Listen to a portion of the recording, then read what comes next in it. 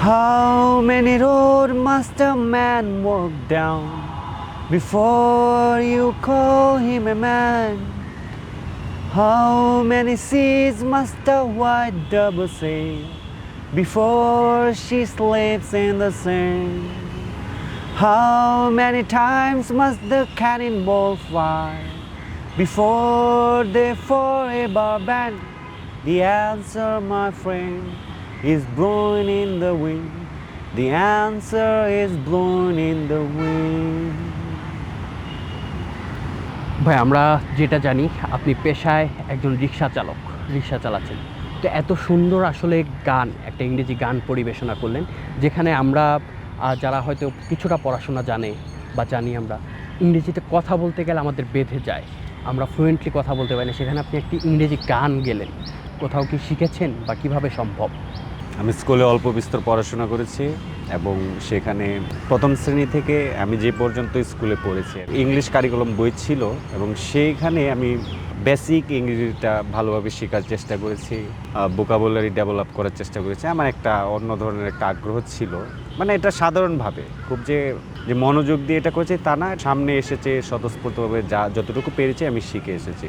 পরবর্তী সময়ে টিনেজ বয়সে আমি প্রচুর বিবিসি রেডিও শুনতাম।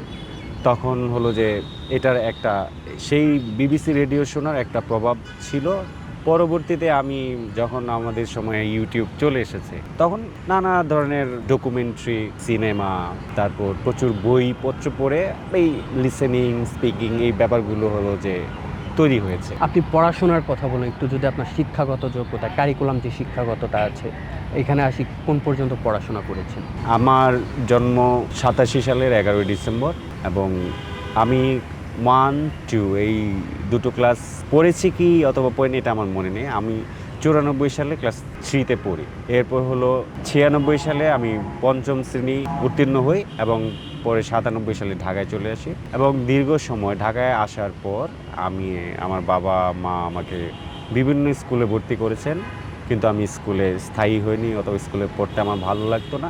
পরবর্তীতে 2004 সালে আপনার একটা সুবিধাবঞ্চিত শিশুদের জন্য স্কুল আছে মগবাজার নয়াটোলায়, সেখানে হলো আমি ভর্তি হওয়ার চেষ্টা করি।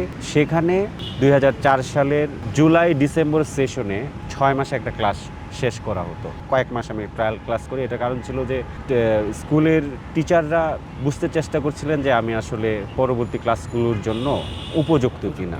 তো সেখানে আমি 2005 সালে জানুয়ারি থেকে জুন সেশনে সপ্তম শ্রেণীতে পড়ি এবং উত্তীর্ণ হই এবং জুলাই থেকে ডিসেম্বর সেশনে আমি অষ্টম শ্রেণী পাশ করে সেখান থেকে বের হই এবং এই প্রাতিষ্ঠানিক পড়াশোনা করতে গিয়ে আমার প্রাতিষ্ঠানিক পড়াশোনার উপর আবার নতুন করে বৃতৃষ্ণা তৈরি হলো এবং তখন আমি বুঝতে পারলাম যে আমাকে নিজে থেকে পড়াশোনা করতে হবে, মানে স্বশিক্ষিত হতে হবে, যেটাই করে নিজে থেকে করবো। এবং এই ধরনের এক প্রতিজ্ঞা করে ফেলেছিলাম যে আমি আর কখনো কোনোদিনও কোনো শিক্ষা প্রতিষ্ঠানে আর পড়াশোনা করব না। গতানুগতিক যেই পাঠ্যক্রম পড়াশোনা, সেখানে আপনি ক্লাস 8 পর্যন্ত আর কি পড়াশোনা করেছেন।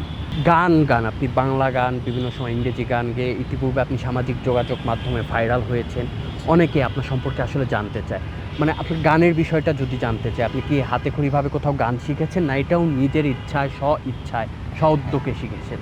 আমার আম্মা, আমাদের ছোট ভাই বোন, আমি, আমার বড় বোন সবাইকে নিয়ে ঘুমোতে যেতেন এবং গল্প বলতেন। দীর্ঘক্ষণ গল্প বলার পর তিনি গল্প শেষ হলে গুনগুন করে গান গাইতেন। তো সেটা অবচেতনভাবে আমার ভিতরে একটা প্রভাব তৈরি হয়েছিল, সেটা আমি বুঝতে পারি। এবং পরবর্তী সময়ে এবং আমি যখন স্কুলে পড়তাম তখন স্কুলের যে কবিতা, ছড়া এগুলোকে আমি সুর দেওয়ার চেষ্টা করতাম, যেমনই হোক একটা সুর দেওয়ার চেষ্টা করতাম। তখন বুঝতে পারলাম যে গান এইভাবে তৈরি হয় এবং পরবর্তী সময়ে আমি যখন বইপত্র পড়তে থাকি এটার একটা প্রভাব আমার মনস্তাত্ত্বিক জগতে ঢুকে পড়ে যে তখন আমাকে কিছু করতে হবে।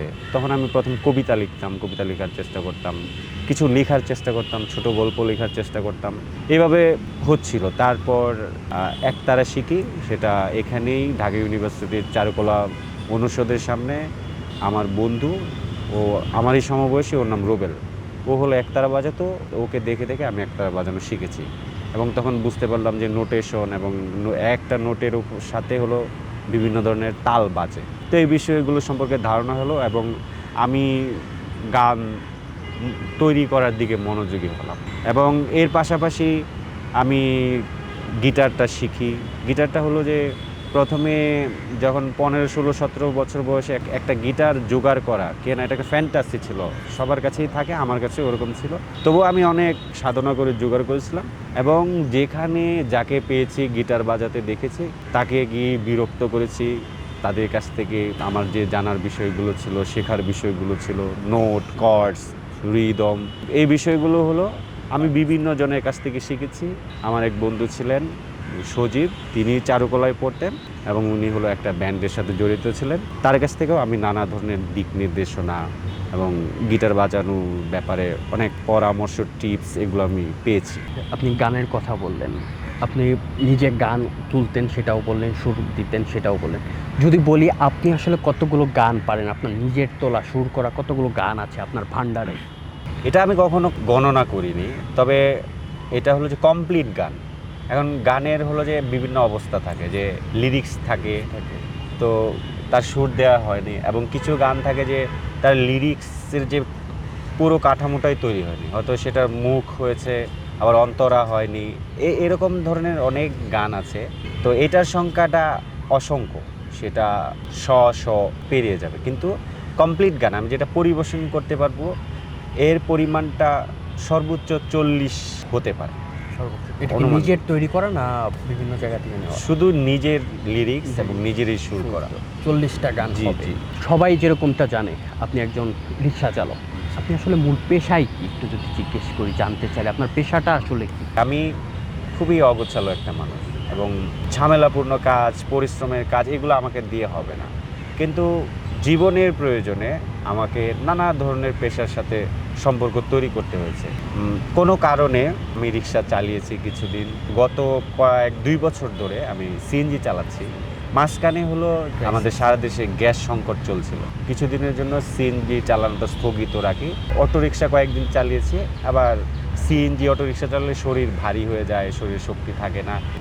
প্যাডেল চালিত রিক্সা আমি চালিয়েছিলাম, সেটা মাঝে মাঝে চালাতাম, মানে এই কয়েকদিন আগে চালিয়েছি। মানে আপনার তাহলে কোনো ফিক্সড পেশা নেই, যখন যেটা পান, যখন যেটা হ্যাঁ। ইচ্ছা সেভাবেই চলে, অনেকটা এরকম। এভাবে আসলে জীবিকা চলছে। জি। পরিবারের কথাই যদি আসে, আসলে আপনার পরিবারে কে কে আছেন? বাবা মা আছেন, আমরা 3 ভাই 3 বোন। প্রথম হলো আমার বোন, তারপর আমি, তারপর হলো আমার পিঠাপিঠি এক ভাই, তারপরে 2 বোন এবং সবার শেষে আমার একটা ছোট ভাই আছে। এই পরিবার আপনার বিয়ে শাদী বা সংসারের দিকে যাওয়া হয়নি নাকি? আমার সংসার, বিয়ে করেছিলাম কিন্তু আমাদের সম্পর্কটা টিকেনি, কারণ অগোছালো মানুষদের কেউ ওন করতে পারে না, যে বিষয়টা মূলত এটাই আমার বেলায় হয়েছে এবং আমাদের সম্পর্কটা শেষ পর্যন্ত আর টিকেনি।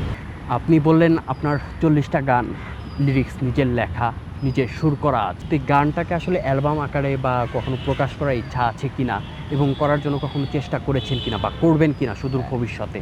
আমাদের মিউজিক ইন্ডাস্ট্রি বলে কিন্তু এখন কিছু নেই। এখন যেটা আছে সেটা হলো আপনার ইউটিউব নির্ভর ডিস্ট্রিবিউশন। এখন অ্যালবাম করতে গেলে এখন যে সিচুয়েশন, আমাদের যে মিউজিক ইন্ডাস্ট্রি সম্পর্কে আমার যে আগের ধারণা ছিল এবং আমাদের মিউজিক ইন্ডাস্ট্রির যে আগের কর্মকাণ্ডগুলো ছিল এখন সেগুলো নেই।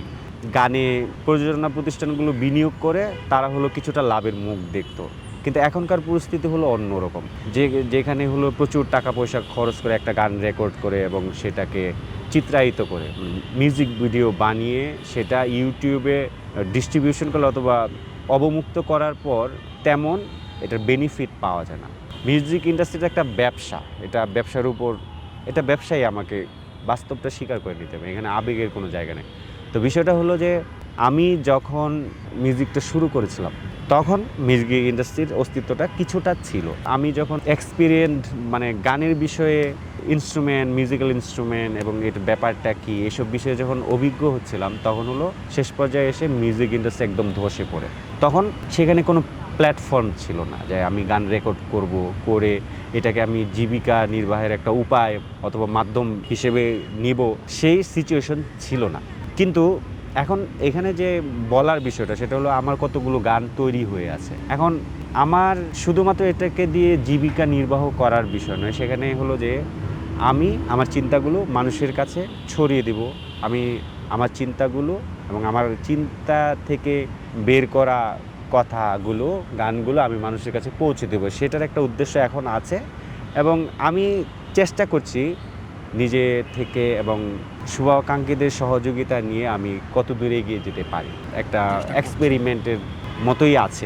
40টা গানের কথা বলি, 40টা গান কি শুধু বাংলা গান বা ইংরেজি গান, না কি গান আছে? না, আমি ইংরেজি গান লিখিনি কখনো, কারণ হলো যে ইংরেজি আমার মাতৃভাষা নয়, আমার মাতৃভাষা বাংলা। আমি নানা ধরনের গান তৈরি করি, লিখি, সুর করি, চেষ্টা করি, সেটা কিন্তু আমার একটা যেমন ফোক গানের প্রতি আমার এক ধরনের একটা টান আছে এবং আগ্রহ আছে, ভালোবাসা আছে। আমি এই জন্য এটাকে উদ্দেশ্য করে আমি কাজ করি এবং অডিয়েন্সদের নিয়ে ছোটোবেলা থেকে আমার একটা অবজারভেশন ছিল, পর্যবেক্ষণ ছিল। সেখান থেকে অডিয়েন্সদের বিভিন্ন রুচি, নানা ধরনের রুচি, অডিয়েন্সদের চাহিদা, সেটাকে মাথায় রেখে আমি নানা ভিন্ন ভিন্ন ধরনের গান তৈরি করার চেষ্টা করি। বাংলা গান সবগুলো? জি। কোথাও থেকে কি ভাইরাল হওয়ার পর বা সামাজিক যোগাযোগ মাধ্যমে একটা আলোড়ন সৃষ্টি করার পরে কোথাও থেকে কি ডাক পেয়েছেন কোনো মিউজিক কোম্পানি বা কেউ কি আপনাকে দিয়ে কোনো গান শুরু আমাকে করাতে চেয়েছে? ডেকেছেন এর আগের বার, আমি আজ থেকে 4 বছর আগে যখন আমি আলোচিত হয়েছিলাম, অনেকেই ডেকেছিলেন, কিন্তু তাদের সাথে আমার বনাবনি হয়নি। এবারেও কেউ ডাকছেন, আমাকে বুঝে শুনে আর কি বিষয়টার সাথে সম্পৃক্ত হতে হবে। সামনের কথা যদি জিজ্ঞেস করি, এখন আপনার আসলে ভবিষ্যৎ নিয়ে পরিকল্পনা কি? এই গানটাকে ধরে আঁকতে থেকে সামনে কিছু করার ইচ্ছা আছে, না অন্য কোনো পেশায় যাওয়ার ইচ্ছা আছে? একটা বিষয় হলো নিয়তিটা হলো এরকম একটা বিষয় যে মানুষ চেষ্টা করেও তার নিয়তি কিন্তু পরিবর্তন করতে পারে না। তবুও আমি ছেলেবেলা থেকেই একরোখা, মানে আমি যা ভালো মনে করি সেটাই করার চেষ্টা করি আর কি, যেটা ভালো লাগে তাই করি। কিন্তু এইখানে আমি চেষ্টা করব যে কোনো উপায়ে আমার গানগুলো মানুষের কাছে পৌঁছানো, এখন যে কোনো মাধ্যম হোক। এখন অনেক সুযোগ এসেছে, এখন ইউটিউব নির্ভর, অনেক নানা ধরনের আরও উপায় আছে। তবে আমি দেখি, বোঝার চেষ্টা করছি আমাকে আসলে কি করণীয়, সেই সিদ্ধান্ত নেওয়ার জন্য আমাকে কিছুটা সময় নিতে হবে। কিন্তু আমি আলটিমেটলি আমি গান প্রকাশ করব যে কোনো উপায়ে, হয়তো সেটা আমি ফোনে নিজে থেকে করতে পারি, অথবা আমি নিজে মিউজিক অ্যারেঞ্জ করে টুকটাক যতটুকু আমার এই বিষয়ে জ্ঞান আছে, দক্ষতা আছে, কাজ করার স্কিল আছে, সেটা দিয়ে আমি যতটুকু পারি আমি চেষ্টা করব। সামনে আপনাকে আমরা সঙ্গীত জগতের সঙ্গে আপনাকে সম্পৃক্ত হিসেবে দেখতে পাবো। আমি অদূর ভবিষ্যতে এবং এখন থেকেই আমি এটার সাথে পরিপূর্ণভাবে নিজেকে জড়িয়েছি, যেন আমি এটাকে একটা পেশা হিসেবে আমি অবলম্বন করে বাঁচতে পারি। একদম শেষ পর্যায়ে এসেছি, আমরা শেষ করে দিব আপনার একটি বাংলা গান দিয়ে। বাংলা গান শুনতে শুনতে তার সুরে সুরে আমরা আমাদের প্রোগ্রামটি শেষ করব এবং দর্শকদের আমরা বিদায় জানাবো একটি বাংলা গানের মাধ্যমে। জীবন রে রূপ কথা শুনতে শুনতে ঘুমিয়ে পড়বি একদিন, তোর স্বপ্নগুলো উদাস হয়ে অজানায় হবে বিলীন। জীবন রে রূপ কথা শুনতে শুনতে ঘুমিয়ে পড়বি একদিন,